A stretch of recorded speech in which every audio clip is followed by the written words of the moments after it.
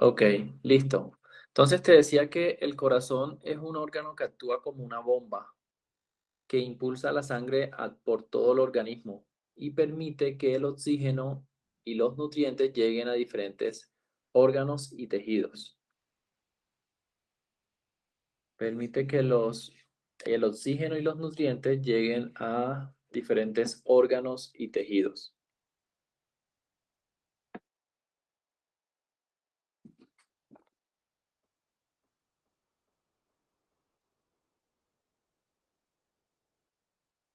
Entonces nosotros tenemos pues eh, el corazón, que es el que nos permite a nosotros tener el pulso, es decir, constantemente está bombeando dentro de nosotros.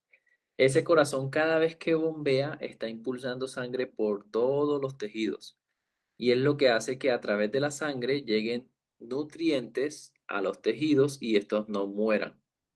Hay una enfermedad que se llama la diabetes en la cual la sangre tiende a ponerse más densa y los vasos sanguíneos tienden a cerrarse un poco y eso hace que no llegue sangre a algunos tejidos y ocasione algo que se llama la gangrena, es decir, necrosis de las extremidades. Hay muchas veces pacientes con diabetes que al, al necrosarse una parte del cuerpo les toca la amputación porque si no, eso va afectando cada vez más las estructuras.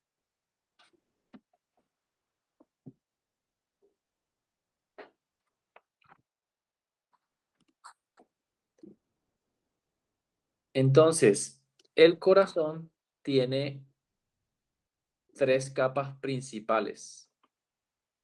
Tiene tres capas principales.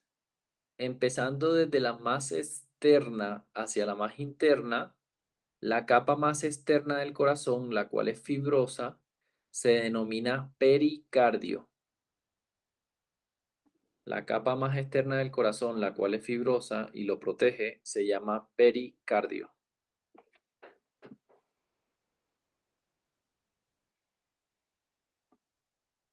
Esa capa, ahí lo dice, es una membrana fibrosa que envuelve el corazón.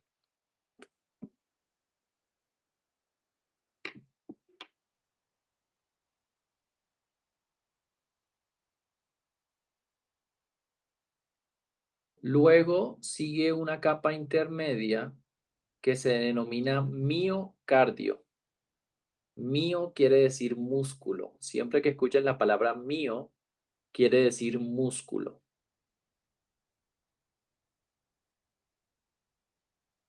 Entonces, el miocardio es el tejido muscular encargado de bombear la sangre mediante una contracción. Miocardio.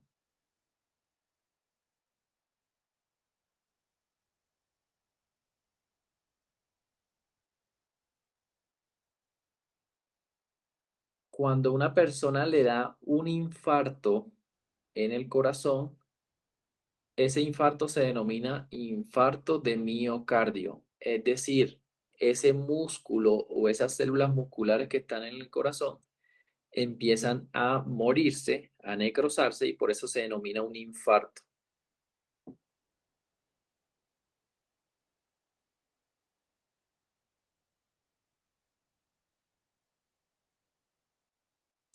¿Sí me escuchas bien? ¿Todo claro hasta ahí? Sí, doctor. Ok. La capa más interna del corazón se denomina endocardio. Es la membrana que recubre el interior de las cavidades del corazón. Endocardio. Siempre que escuches, bueno, no sé, la vez pasada vimos hueso. Todo lo que está interno tiende a llamarse endo y lo que está externo se llama peri. En el corazón aplica que la capa externa se llama pericardio, mientras que en el hueso se llama periósteo. En el corazón la capa interna se llama endocardio, en el hueso sería endostio.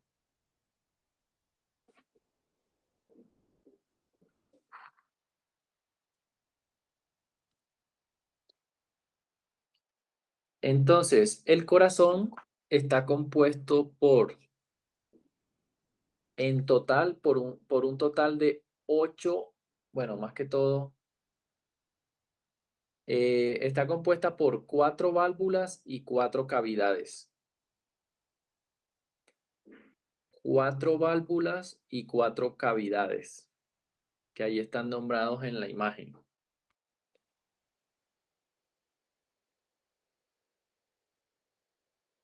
Cuando escuches la palabra válvula, una válvula es como una compuerta, hablándolo en términos coloquiales, que permite que la sangre pase hacia un lado y no se regrese. Las válvulas, ahí se ven como de color blanco en la imagen, permiten que la sangre pase y no se regrese.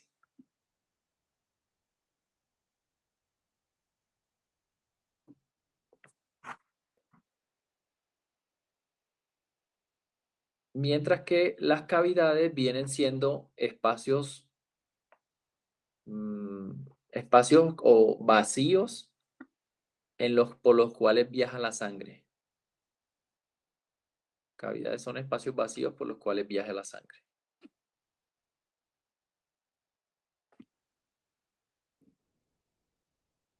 Entonces, entre las válvulas tenemos dos tipos de válvulas que se llaman válvulas aurículo-ventriculares, porque están conectando una aurícula con un ventrículo.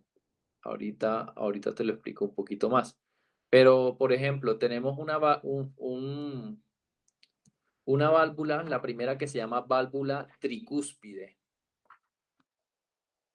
que se encuentra, voy a colocar el señalador,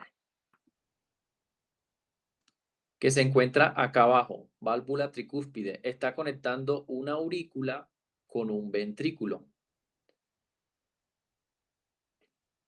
Tenemos otra válvula que se llama válvula mitral, que también está conectando una aurícula, que viene siendo la izquierda, con un ventrículo, que es el ventrículo izquierdo.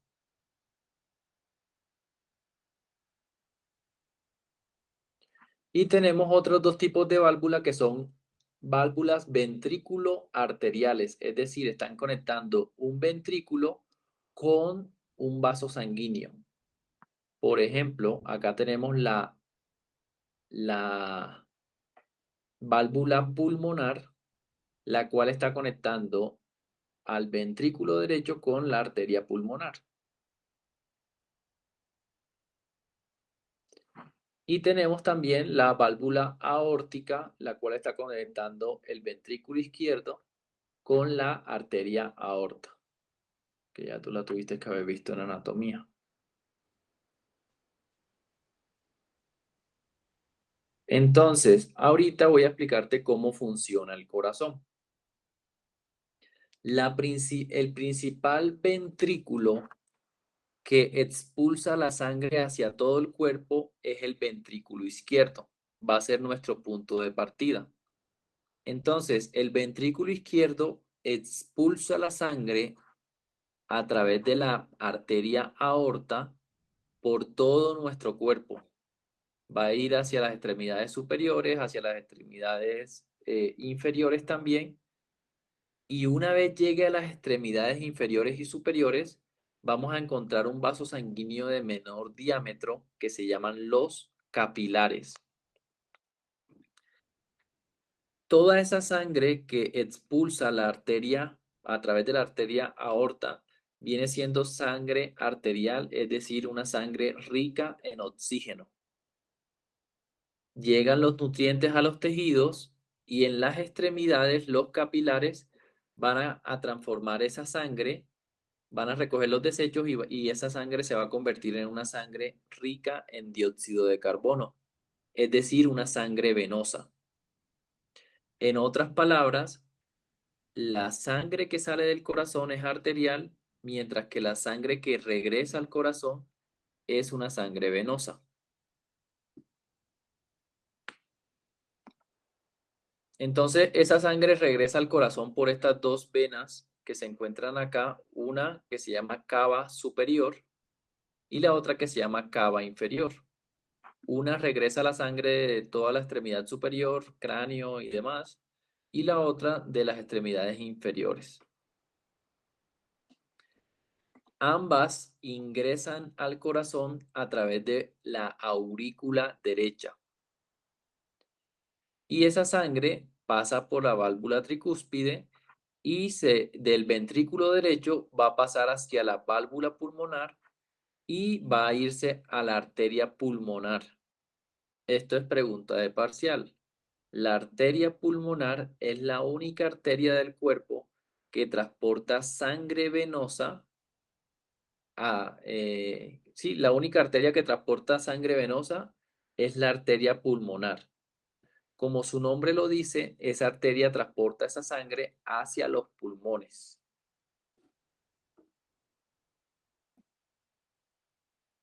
En los pulmones ocurre algo que se llama el intercambio gaseoso. Es decir, esta sangre rica en dióxido de carbono, cada vez que nosotros respiramos oxígeno, viaja a los pulmones y hay un intercambio de gases. Se convierte esta sangre venosa en sangre oxigenada y regresa al corazón por la vena pulmonar, la cual, mira que acá se ve roja, es la única vena que transporta sangre rica en oxígeno en todo el cuerpo. Esa sangre llega a la aurícula izquierda y luego al ventrículo izquierdo y se repite todo el mismo proceso. Aorta, extremidades, cava, aurícula, vena, válvula pulmonar e intercambio gaseoso. Es decir, hay un intercambio gaseoso en las extremidades, los capilares, y hay un intercambio gaseoso en los alveolos pulmonares, en los pulmones.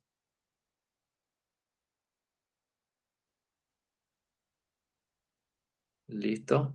¿Te quedó claro esa parte? Sí, Doc. Ok. Si algo después ves ahí la grabación. Em, ok, así está compuesto el corazón como tal. Esas son las estructuras que componen principalmente el corazón. Entonces, el corazón, bueno, los vasos sanguíneos, en nuestro cuerpo encontramos tres principales tipos de vasos sanguíneos, los cuales son las venas, que como te dije, transportan sangre rica en dióxido de carbono, las arterias, que transportan sangre oxigenada, y los capilares, que son los que se encargan de unir arterias y venas y hacer el intercambio gaseoso. Pasa algo y es que cada vez que las venas y las arterias se acercan más hacia nuestras extremidades, se van colocando de un diámetro más pequeño. Y es por eso que las arterias se tienden a convertir en otro tipo de vaso sanguíneo más pequeño que se llama arteriolas. Es decir, antes de que esa arteria llegue a un capilar, pasa por un vaso sanguíneo que es como una arteria pequeña que se llaman arteriolas. Ahí vemos algunas características de arteria versus arteriolas. Las arterias transportan sangre con alta presión, poseen paredes vasculares fuertes, el flujo sanguíneo se da a altas velocidades, mientras que las arteriolas son ramas pequeñas del sistema arterial, controlan los conductos por donde se libera la sangre a los capilares y poseen paredes musculares fuertes.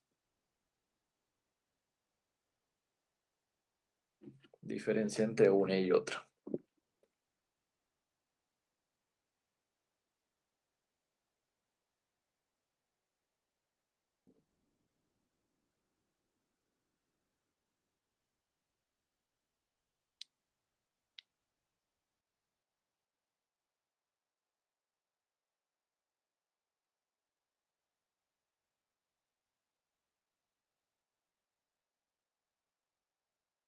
Listo.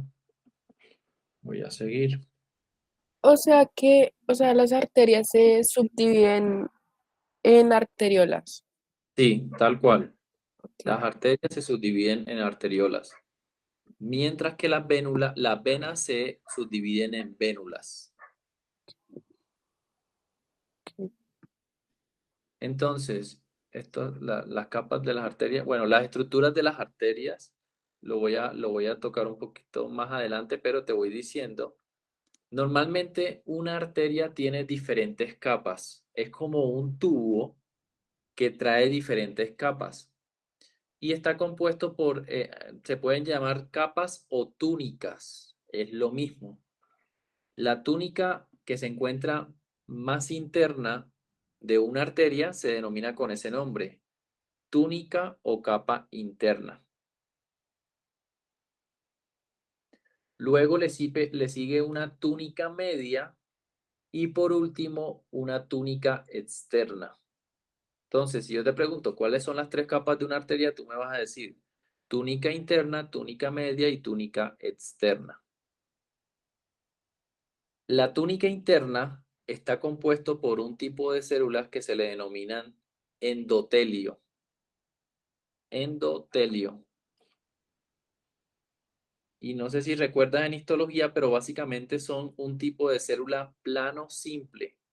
Es un epitelio plano simple, denominado endotelio. En ocasiones también se encuentra compuesto por algo que se llama la lámina propia, que también se los dejé creo que en un trabajo de histología. Y la lámina propia básicamente es tejido conectivo.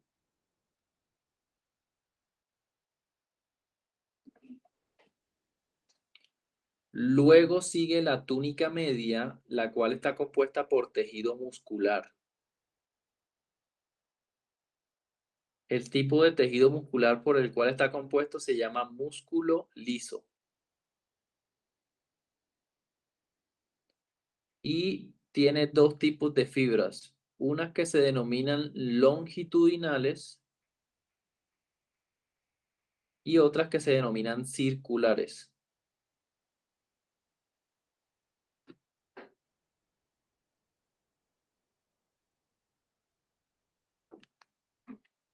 Y por último tenemos la túnica externa, la cual está compuesta por una estructura fibrosa que se llama la adventicia. Se escribe con A-D, B pequeña, adventicia.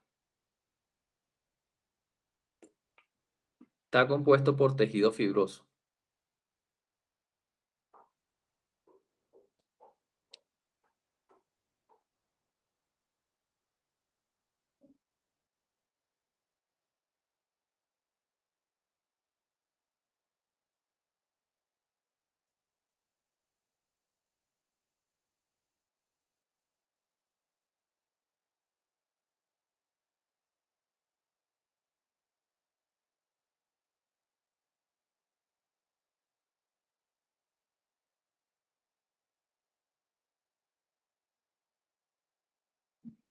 Listo.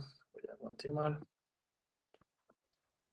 Por su parte, las venas, como te digo, la subdivisión de las venas vienen siendo las vénulas y las vénulas son las que conectan con los capilares. Algunas características entre venas y vénulas, tenemos que las venas son conductos para el transporte de sangre.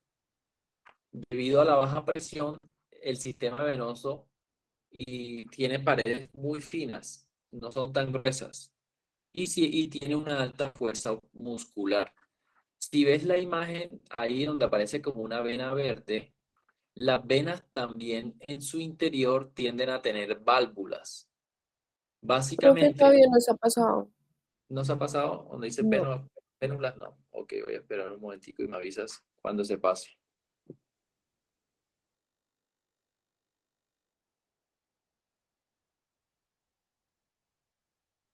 Está un poquitín lento. ¿Cuál la positiva está apareciendo? Estructura de las arterias. Ok.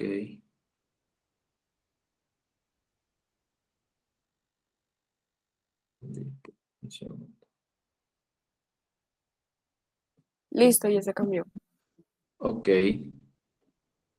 Entonces, em, Como te digo, ahí te nombré algunas características de las venas, pero una de ellas es que las venas tienen válvulas. ¿Por qué? Porque las venas, como no tienen tanta fuerza en sus paredes, tienen que tener un sistema en la cual la sangre no se retroceda. Por ejemplo, la sangre en las extremidades inferiores, las venas tienen que hacer una fuerza en contra de la gravedad, por decirlo así, y es por eso que se necesita el uso de válvulas. ¿Listo? Entonces, diferencias entre arterias y venas lo vamos a ver ahorita más adelante, pero ahí una de esas es que una tiene válvulas que son las venas, mientras que las arterias no. Listo.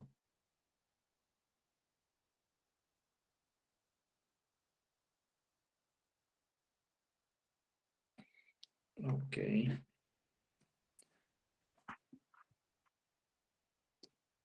Entonces, en cuanto a las capas, ahí sí se parecen las arterias y las venas. Ambas tienen las mismas tres túnicas, la interna, la media y la externa, con algunas características diferentes o algunas diferencias, pero básicamente las tres tienen esas tres capas, añadiéndole que la vena sí tiene la válvula, porque el sentido es ascendente de la sangre y por eso necesitan que la sangre no se retroceda.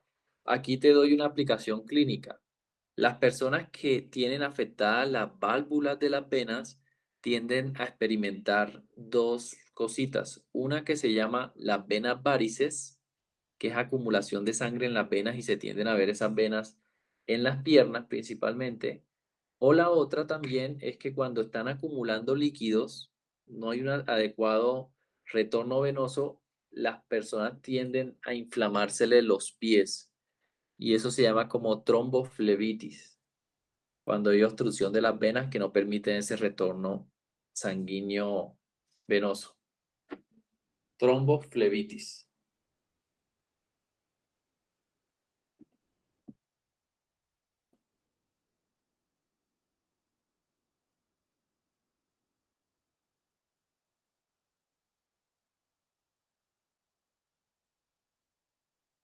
Muy bien.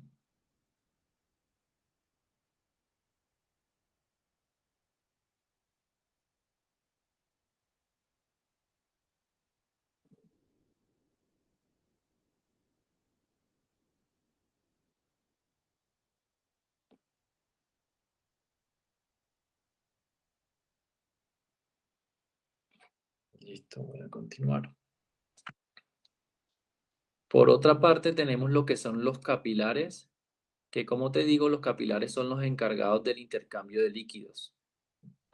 Entonces, los capilares únicamente se encuentran rodeados del endotelio, es decir, de un tejido epitelial plano simple.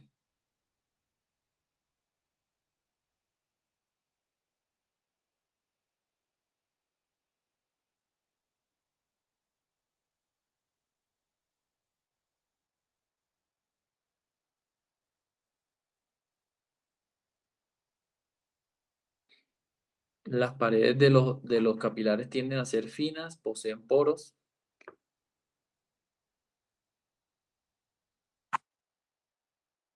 Entonces, em, por esas arterias y capilares y arteriolas tienden a viajar lo que son las células, eh, las células sanguíneas.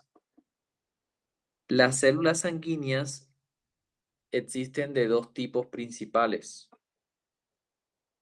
Unas que se denominan glóbulos rojos y las otras que se denominan glóbulos blancos. Los glóbulos rojos también reciben el nombre de eritrocitos,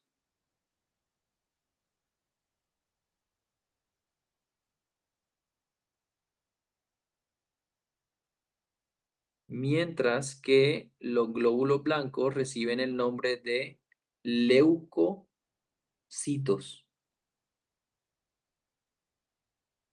Leucocitos.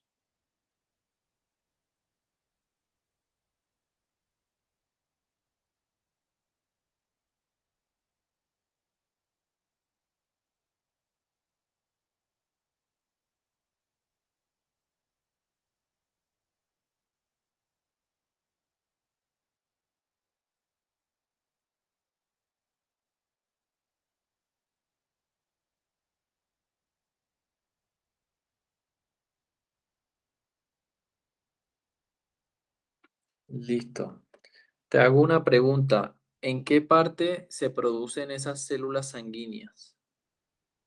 Según lo que hemos visto En la médula ósea. en la médula ósea. Muy bien. Entonces, esas células se producen en la médula ósea y viajan por todo el torrente sanguíneo. Gracias a esas células podemos tener oxígeno en la sangre en cuanto a los glóbulos rojos, pero también podemos tener defensas en nuestro organismo. Entonces, habíamos dicho una palabra que se llama hematopoiesis, que es la producción de células sanguíneas. Eso ocurre en la médula ósea. Una de las células que yo te había nombrado son los eritrocitos, también llamados glóbulos rojos. Los eritrocitos son las células sanguíneas que transportan una proteína que se llama la hemoglobina. Y la hemoglobina es la proteína que a la vez transporta el oxígeno en la sangre. Entonces, los eritrocitos contienen la hemoglobina y la hemoglobina es la que transporta el oxígeno en la sangre. Los eritrocitos son células que no tienen núcleo. Son células rojas que no tienen núcleo.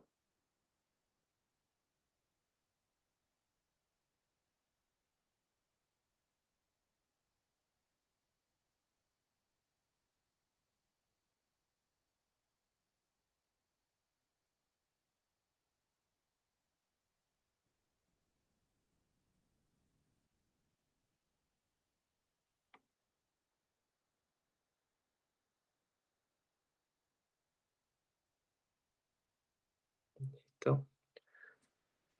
Entonces,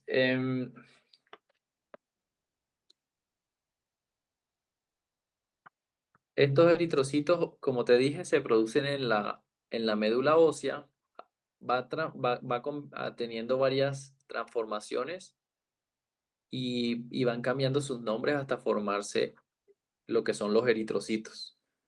Pero básicamente pasan por estos nombres. Primero está el proeritroblasto, eritrocito basófilo, eritroblasto, luego eritroblasto ortocromático, reticulocito y por último ya terminan estando los eritrocitos. Importante que se producen en la médula ósea, es lo más importante. Los eritrocitos se encuentran mucho más en los hombres que en las mujeres y tiende a encontrarse también mucho más en personas que vivan en la altura, como por ejemplo en Bogotá, en comparación a una persona que viva en la costa. Por eso es que los bogotanos tienden a tener como la piel un poco roja, los cachetes rojos, es porque también tienen una alta concentración de glóbulos rojos.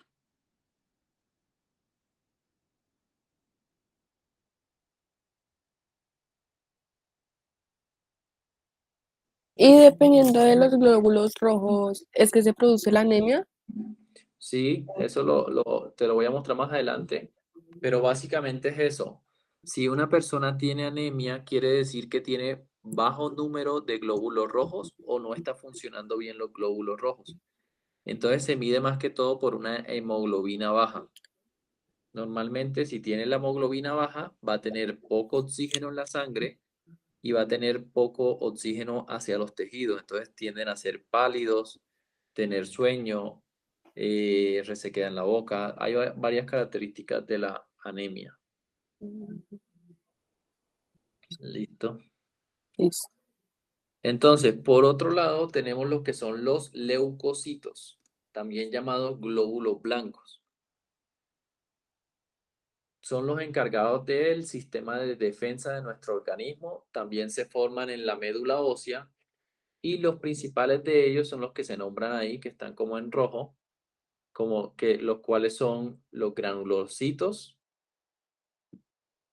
los monocitos y los linfocitos y células plasmáticas. Entonces, todo lo que son células de defensa tienden a ser leucocitos. Entre esos también entran los macrófagos. Dentro de los granulocitos entran unos que se llaman neutrófilos, otros que se llaman eosinófilos y otros que se llaman basófilos. Entonces, todo eso, leucocitos hay muchos en comparación a los eritrocitos, que solamente hay un tipo de eritrocito.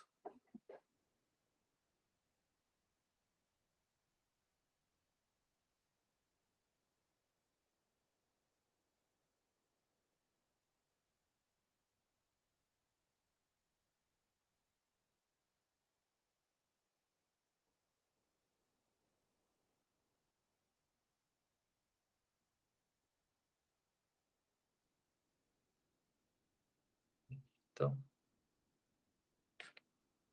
Ok. Entonces, básicamente, en esta otra diapositiva se explican un poquito mejor. Hay 6 tipos de leucocitos. Entre esos tenemos los granulocitos, que son neutrófilos, eosinófilos y basófilos. Tenemos los monocitos, los cuales se tienden a convertir en macrófagos. Linfocitos, células plasmáticas que tienden a convertirse en un tipo de linfocito que se llaman linfocitos B. Y tenemos los megacariocitos, que son los que se tienden a convertir en lo que son las plaquetas.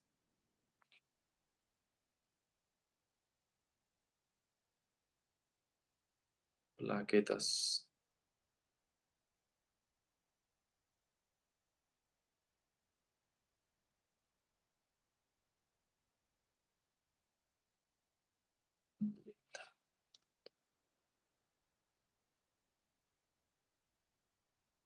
Entonces, todas estas células de defensa pasan por los vasos sanguíneos, principalmente por arterias y arteriolas. eh, y hay algo, y es que a través de esa presión que se ejerce en la sangre sobre los vasos sanguíneos, es que a una persona se le toma la tensión. Yo me imagino que a ti algún día te han tomado la tensión, la cual te colocan un brazalete acá en el brazo y te van tomando poco a poco la tensión. Entonces, pasa algo y es que la tensión arterial básicamente es la presión que está ejerciendo la sangre sobre los vasos sanguíneos. Si esa presión está aumentada, se denomina que una persona es hipertenso. Es decir, que su presión, que está recibiendo mucha fuerza a los vasos sanguíneos y puede estar siendo propenso a que el corazón empiece a fallar. Entonces, por eso es que uno tiene que tener unos buenos hábitos en su vida y estar haciéndose chequeo de la presión arterial. Existen 2 tipos. Todo ese viaje de la sangre por los vasos sanguíneos se denomina el flujo sanguíneo. Entonces, se conocen 2 términos em, que determinan lo que es el flujo sanguíneo. El primer término se llama la presión, diferencia de presión, y el segundo se llama resistencia vascular. Entonces, diferencia de presión es lo que yo te estaba diciendo un poco. Es el efecto o la presión que está haciendo la sangre sobre las paredes de los vasos sanguíneos. Mientras que la palabra resistencia vascular viene siendo lo contrario. Es el efecto que hace los vasos sanguíneos o las paredes de los vasos sanguíneos sobre el contenido que se encuentra en su interior, es decir, la sangre.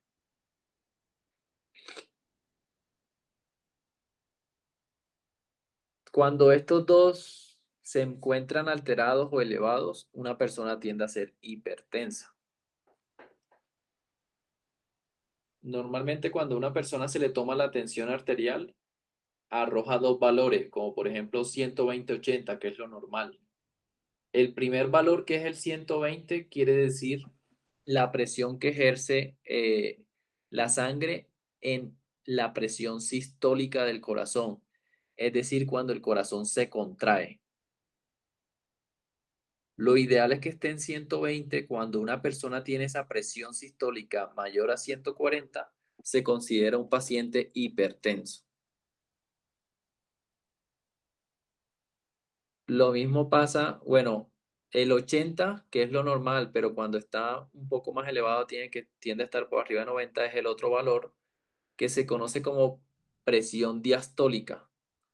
Es la presión que ejerce la sangre sobre el corazón, sobre los vasos sanguíneos, cuando el corazón ya está en reposo. Entonces, si tú te tocas el corazón normalmente hace un pulso, que es cuando se contrae, y luego queda un sonido sin hacer sonido, que es cuando se está relajando. Entonces, cuando se está contrayendo es la presión sistólica y cuando se está relajando es la presión diastólica.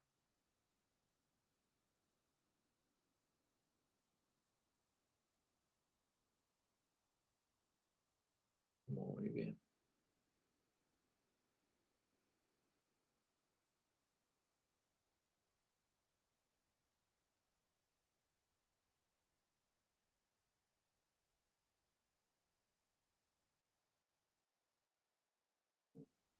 Listo.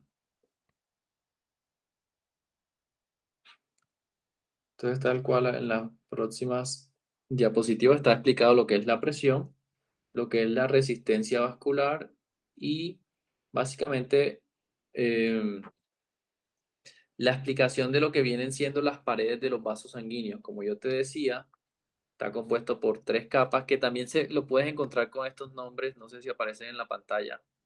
Endotelio, subendotelio, muscular y adventicia. Endotelio y subendotelio hacen parte de la túnica interna. La capa muscular hace parte de la túnica media y la adventicia de la túnica externa. Es lo mismo nombrado de forma diferente. En anatomía te tuvieron que haber hablado de la arteria aorta, la cual es la arteria que más recibe presión en nuestro cuerpo y se encuentra íntimamente relacionada con el corazón. Te hago una pregunta, ¿con qué válvula o con qué aurícula se encuentra relacionada la aorta? ¿O con qué ventrículo? Mejor. Creo que es el derecho. Ventrículo izquierdo. Mm, Ventrículo izquierdo. Todo eso te lo puedo preguntar en el parcial. Entonces, básicamente, a través de la aorta están conectados los vasos que van hacia el cuello y hacia la cabeza.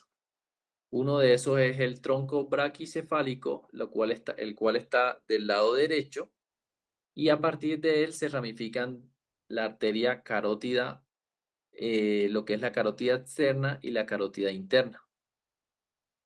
Mientras que del otro lado va a estar la carótida común y luego se subdivide en carótida externa y carótida interna y también en arterias subclavias. Te lo voy a mostrar acá en unas imágenes. Entonces, tal cual, aquí se encuentra el corazón. ¿Sí está pareciendo como un muñequito? sí, ahí lo veo. Ok, entonces está el corazón, se encuentra como una arteria aórtica y algo que se llama un arco aórtico, que a partir de ese arco aórtico tienden a salir lo que es la arteria subclaviana, el tronquio brachiocefálico, carótida común, carótida interna y carótida externa, que van hacia la cabeza y el cuello. Mientras que del otro lado no hay tronco brachiocefálico, sino que sale lo que es la arteria carótida común y se subdivide en arteria carótida interna y carótida externa. Esa aorta tiende a hacer un giro a nivel del corazón y o sea, primero se llama aorta ascendente y cuando hace ese arco aórtico se convierte en aorta descendente. Luego arteria torácica y básicamente según las extremidades donde vaya va a recibir un nombre diferente. Así es que se transporta la sangre a todo nuestro cuerpo. Em, Otra arteria de la que hablamos nosotros En esta clase es lo que se llama el tronco pulmonar, que está compuesto por la arteria pulmonar y la vena pulmonar. Son los únicos vasos sanguíneos que transportan sangre de forma inversa, es decir, la arteria transporta sangre rica en dióxido de carbono y la vena transporta sangre rica en oxígeno. Y es la que está conectada entre los pulmones y el corazón para hacer el intercambio gaseoso. Cuando tú escuches que alguien tiene una enfermedad cardiorrespiratoria, es porque están afectadas esta arteria y esta vena pulmonar, que hace que funcione mal los pulmones y por lo tanto también funcione mal el corazón.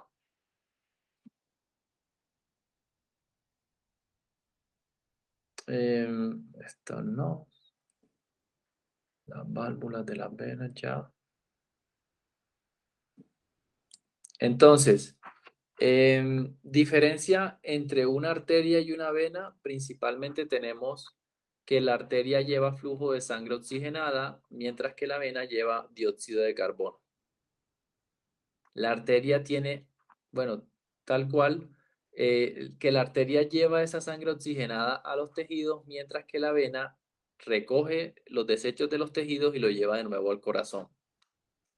Las arterias salen del corazón, mientras que las venas llegan al corazón.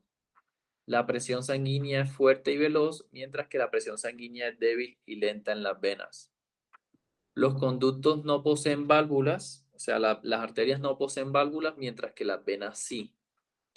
Y normalmente las arterias es una red única, mientras que las venas tienden a ser redes dobles. Muchas veces en las partes venosas o de las venas eh, en nuestro cuerpo podemos encontrar algo que se llaman plexos venosos, que son como redes de muchas venas. Esas son diferencias principales entre arterias y venas. Otra terminología en cuanto a la concentración de células sanguíneas es la palabra hematocrito. Cuando tú escuches la palabra hematocrito, básicamente hace referencia a la cantidad de glóbulos rojos que posea la persona, el porcentaje de sangre que corresponde a esa célula se denomina hematocrito. Entonces, si una persona tiende a tener los hematocritos aumentados, va a tener mucha hemoglobina y va a ser propenso, por ejemplo, a hemorragia. Son personas que se recomiendan que donen sangre. Mientras que si los hematocritos están disminuidos, la persona va a presentar lo que se llama anemia, que es disminución de la hemoglobina en la sangre. La anemia es una enfermedad en la cual se caracteriza porque la persona tiende a presentar debilidad, sueño,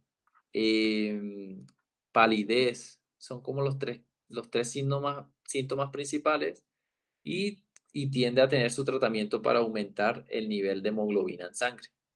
Lo diferente a la anemia es cuando tiene muchos glóbulos rojos que se denomina policitemia.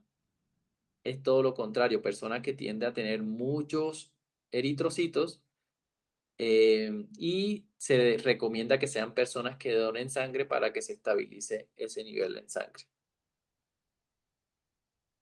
Listo. No sé si yo te nombré en alguna clase. Normalmente si uno mete la sangre en una centrífuga, queda el contenido líquido que se llama plasma arriba y el contenido de sangre en la parte celular de la parte de abajo. Una persona con anemia tiende a tener poco contenido de eritrocitos, mucho plasma, y una persona con policitemia tiende a tener mucho contenido celular, suero sanguíneo y poco plasma. ¿Tienes alguna pregunta, inquietud? Profe,